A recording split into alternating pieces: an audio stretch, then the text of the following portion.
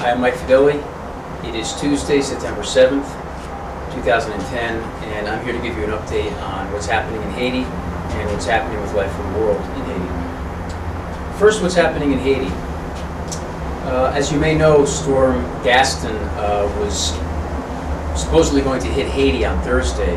It's a cyclone that was going to develop into a hurricane, and it had about a 50% chance of hitting Haiti.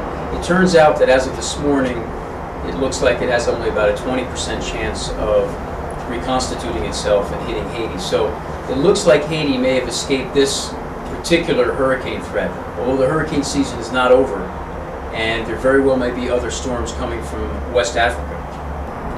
The Haitian government has also entered into negotiations with a corporation called ECCO2, which is a corporation that is introducing a clean tech project to cleanse the environment of heavy toxins and fossil fuel emissions, carbon dioxide and carbon emissions. And as you know, Haiti has a lot of vehicles. There's a significant tap-tap business in Haiti. A tap-tap is essentially a taxi, where a number of people, a group of people get on the back of a pickup truck, usually, could be a bus, and it's a form of mass transit for people to travel over different areas of Haiti. These particular things that they're going to use to clean the environment they're going to go to each of the 133 communes that are in Haiti and try to clean the air. I'm not exactly sure what this involves, but it is a patented project, and we'll have to see how that develops in the coming months.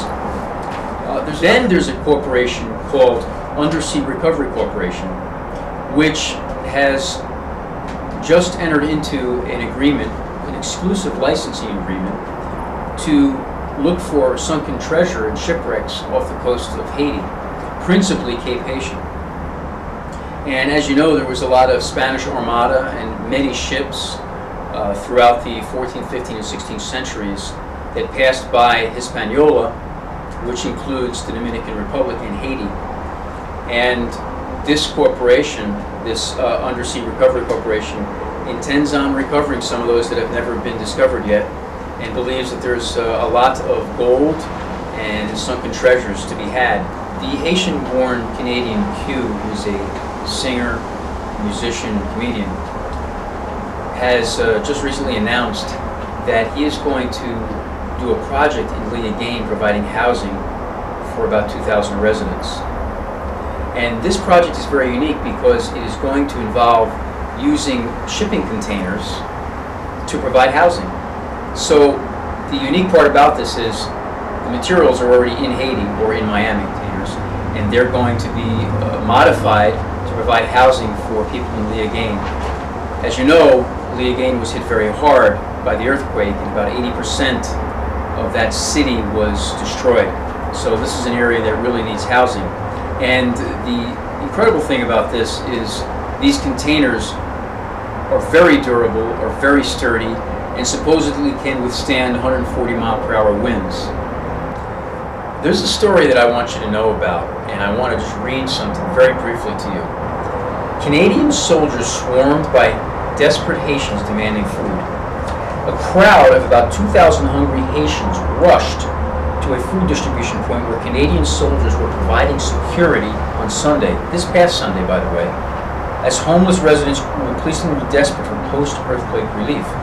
2 platoons from the Royal 22nd Regiment were swarmed moments after aid workers finished handing out 2,400 boxes of food from the back of a tractor trailer parked in a cow pasture in this coastal city about 30 kilometers west of Port-au-Prince. I want you to know that this is very common. This is what is happening in Haiti. Even aid workers are getting swarmed, are getting bombarded, are getting bull rushed by people that are hungry. These people hadn't eaten for 12 days. And I want you to understand how desperate the situation is. And we're asking the government of Haiti, we're asking Red Cross, we're asking UNICEF, we're asking you, the people of the United States, what can you do to help these people? I know you can do something. What can you do to help provide relief? Well, one thing you can do is you can support Life for the World. You can support our children. with a sponsored donation through the website at $30 a month. You can sponsor us through simply sending us your monetary donations. And believe me, $30 a month is not a lot. I'm sure that you can find $30 a month in your food budget. Most of Americans, we have more than enough to eat. And we can find $30 a month in our food budget, and we can make a difference in a child's life forever. I also want you to know about the upcoming events in Life for the World and what's happening with us. The children will be entering school October 4th. The school year started late because of the earthquake and some of the building problems that we had, but I'm happy to tell you that we will be entering the school on October 4th in full force with all of the children, and all of the uniforms. Money has been generously donated to rebuild and to provide the materials and the uniforms for the children, and we're so happy about that. In addition to that, we're going to be having a black tie event upcoming in January, and be looking out for the details of that. That's going to be a really exciting night where we're going to have a band, we're going to have a dinner, and we're going to have a fundraiser. It's going to be a really wonderful black tie event. And then we're also having on November 6th a tag day at Strachan Van Til in Highland.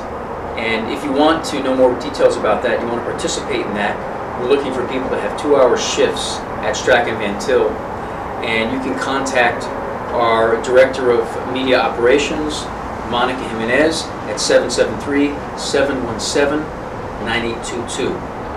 One of our board members, Richard Redunzel, has graciously and compassionately and generously offered to sponsor 28 children, along with his wife, in a buddy program. And the buddy program is something that we're really excited about.